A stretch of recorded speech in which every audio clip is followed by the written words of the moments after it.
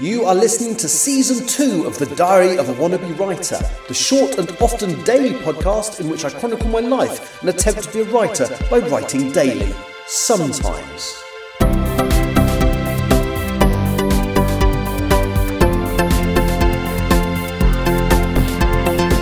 Hello, it's Wednesday the 12th of March 2025 and you are listening to The Diary of a Wannabe Writer. And the first thing I want to say is, aren't we writers a fickle bunch? Because for the last 2 years practically, I've been working on my book Empress of the Trees. I've basically, since this podcast started, I've edited a ton of it and written about 95,000 words of it. And all the way through that, I was like, these characters are great. I love them so much. I'm really not looking forward to not spending these time with these characters. I'll never write any characters better than this. And of course, 2 days ago, I started work on Still Life. It's the 5th draft. You know, it's not a new project by any means. In fact, I started it 1 year after Empress of the Trees. However, I have not touched it for about 2 years, and I started reading thinking, oh, these characters are really great. Oh, I really like these characters. Oh, I'll never write characters as good as these characters. It's pathetic, isn't it? You just switch allegiances just like that. So yes, I am editing Still Life, and I kind of talked about Still Life yesterday without telling you what it was. So Still Life is a story I started writing in 2019. I actually wrote the first draft fairly quickly, but then it's taken me an age to edit it. But yeah, so it's a story about an immortal artist who traps mainly women, but not exclusively women, in paintings. And he has the ability to control people's minds. He has the ability to put images in people's heads. And my main protagonist of the story, Saywood, is someone he takes an interest in. And if you've been listening to the live stream, I've just read out chapter 6, you will see that he kind of came to Saywood through showing an interest in her other half, Rebecca. And yeah, I don't want to say, oh, I'd forgotten how well written this was, because that's a really big-headed thing for anyone to say. But I had forgotten quite how engaging I found the characters in this story. You know what? I'd actually love to do a crossover where Saywood and Ronnie meet each other. Saywood from Still Life and Ronnie from Empress of the Trees, because they're both so bloody full of themselves. I really don't know who would come out on top, although technically Saywood has the ability to melt Ronnie's brain with a single thought. So possibly Saywood, thinking about it. So yesterday I had just edited one chapter, the first chapter. Today my goal was to try and get another 2 chapters signed off. Well, I've done a bit better than that, actually.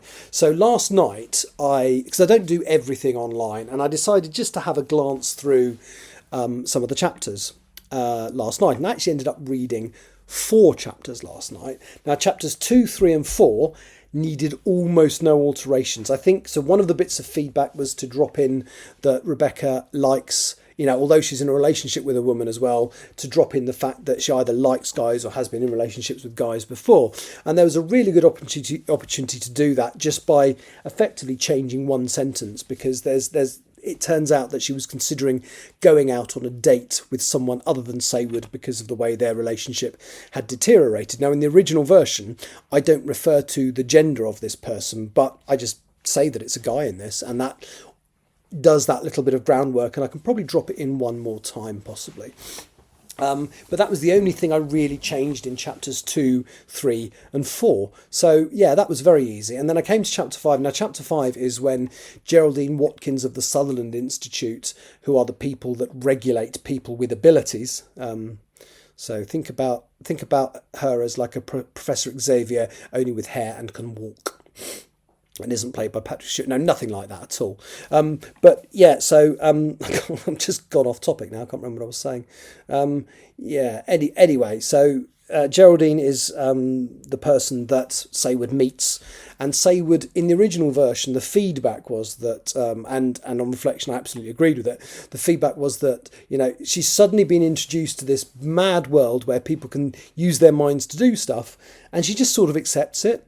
And so in the new version, she's very sceptical, quite rude, and doesn't accept it. So that was a big change. In fact, I think the two biggest changes I needed to make in the entire book, looking at the feedback I was given, was that moment and also the suggestion that Alfie and Molly should be married at the start of the book rather than just engaged. And I've made both of those alterations now. As I say, the way I'm going to continue this is I'm going to read a chapter at a time.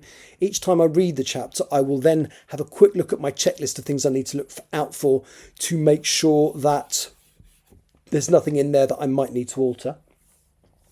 And if it doesn't, I should then read the next one.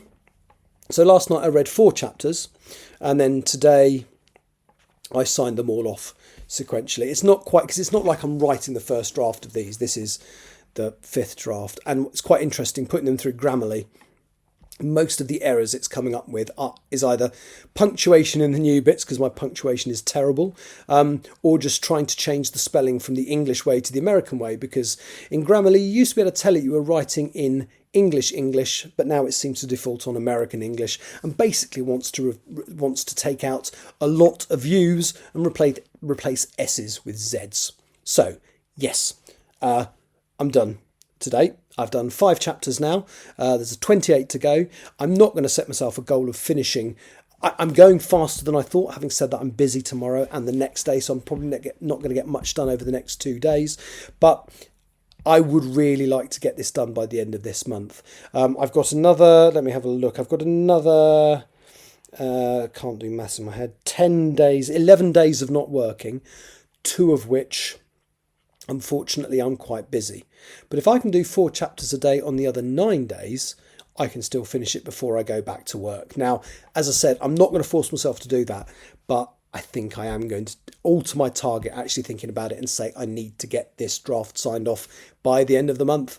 Will I succeed? Well, there's only one way to find out. Well, you could listen on the last day of the month and find out, but that would be anticlimactic. It would be better to listen every day and find out, wouldn't it? Yes, it would.